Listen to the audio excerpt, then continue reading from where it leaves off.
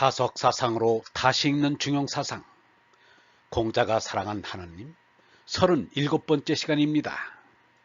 오늘은 위정제인, 바르기는 사람에게 달렸으니 라는 제목으로 말씀드리겠습니다.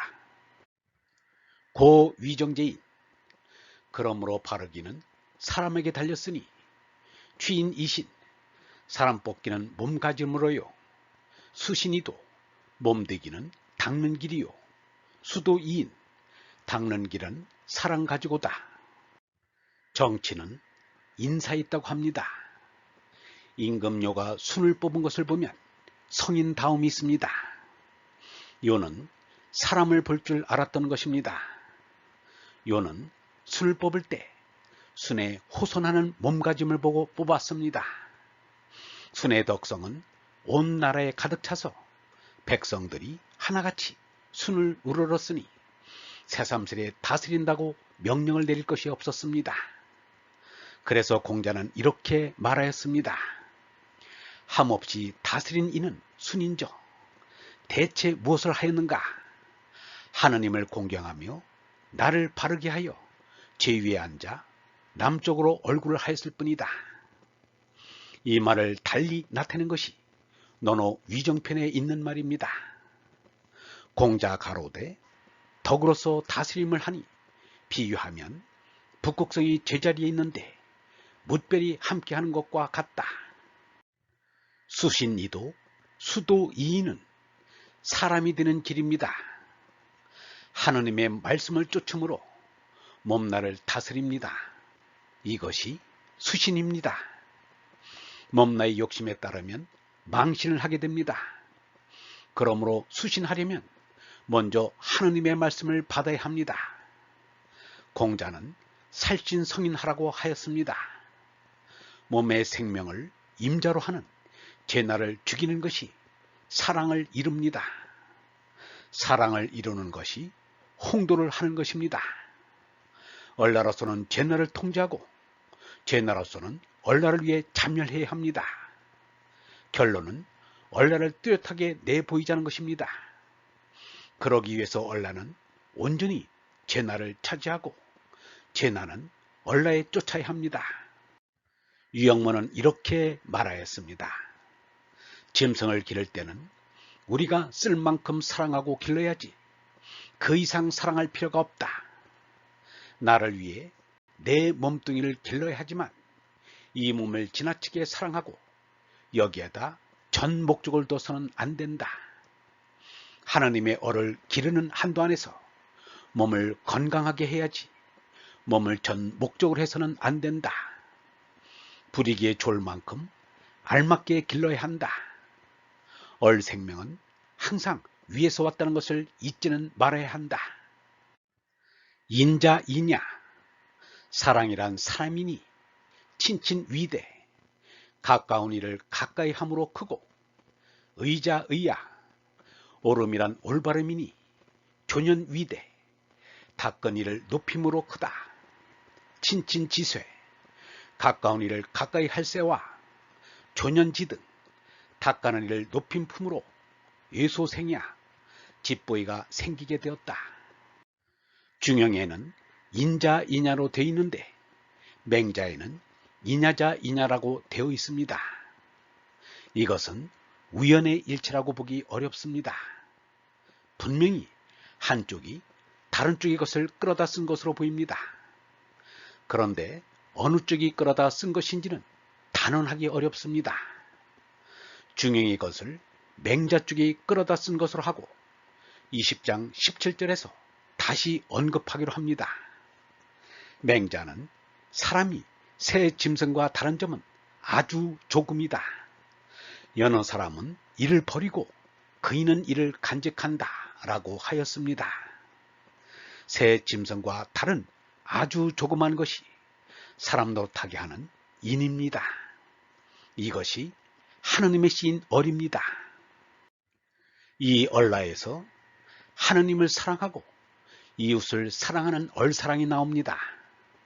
맹자는 이는 사람의 마음이다 라고도 하였습니다.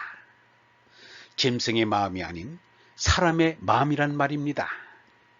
곧 사람에게는 금수와 같은 마음이 대부분인데 아주 작으나마 금수와 다른 마음이 있습니다. 이것이 인심, 즉 도심이요 곧 인입니다. 주인은 이를 도심이라 하고 사람이 지닌 금수의 마음을 인심이라고 하였습니다. 그러니 음계에서 한 옥타브를 높인 것과 같습니다. 진치는 가까운 이를 가까이 한다는 뜻입니다. 진자는 칼로 몸을 찌를 수 있을 만큼 가까이서 볼 수 있는 것을 나타낸 해이문자입니다. 우리는 을의 육친 사이를 말합니다. 가까운 피부치가 육친입니다. 예수에게 누가 가장 가까운 존재냐고 물으면 하느님 아버지라고 할 것입니다. 붓다에게 누가 가장 가까운 존재냐고 물으면 니르바나라고 할 것입니다. 힌두교 경전인 우파니샤드는 하느님이나 스승님을 가까이 한다는 뜻의 제목입니다.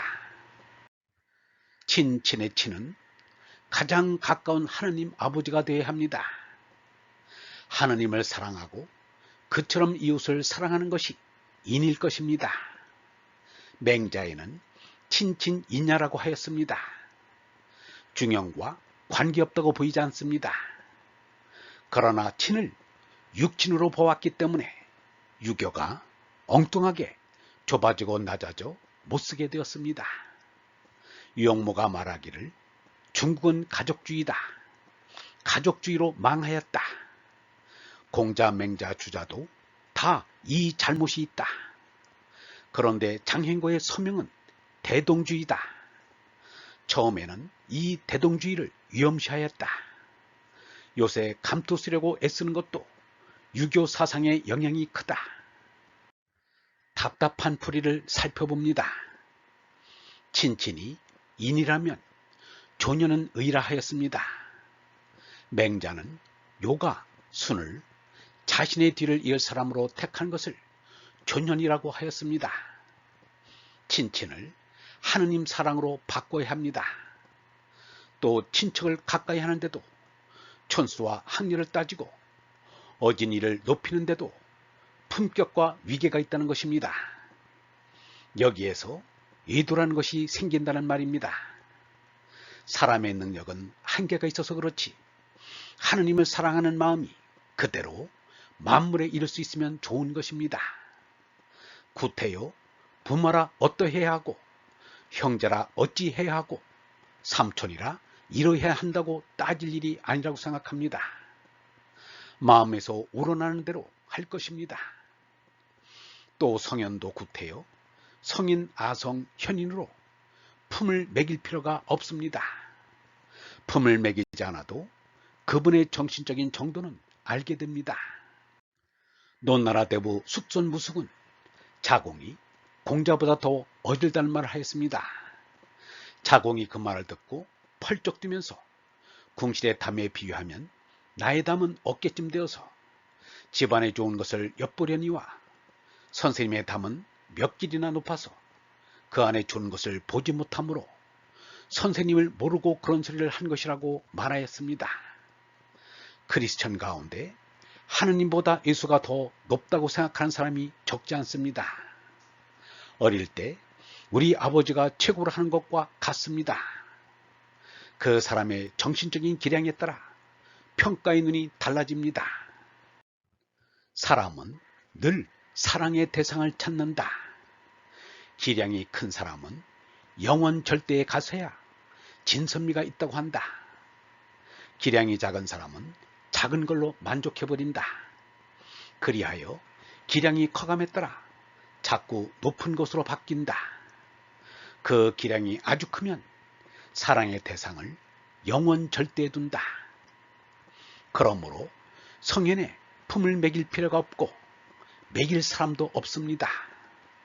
공자가 말하기를 어진 이를 보면 같아질 것을 생각하고 어질지 못한 이를 보면 안으로 스스로를 돌이켜 살펴본다. 참을 사랑하시는 얼번 여러분, 사람은 어릴 때는 아버지가 최고라고 생각하고 좀 더 자라면 선생님이 최고라고 믿다가 어른이 되어서야 하느님을 흠숭하게 됩니다. 나이가 들어 아직도 가족에 머물고 있으면 철이 덜 나니요 아직 덜 된 이이며 아직 못난이가 됩니다. 살기가 어렵고 힘들지라도 우리가 먼저 할 일이 있고 나중에 할 일이 있습니다. 우리가 다른 그 무엇보다도 하느님의 신 얼을 싹 틔워 하늘 높이 자라나게 해야 합니다. 이 일이 무엇보다 급하고 우선해야 할 일입니다. 영성신학원 다석 아카데미의 하늘소리였습니다.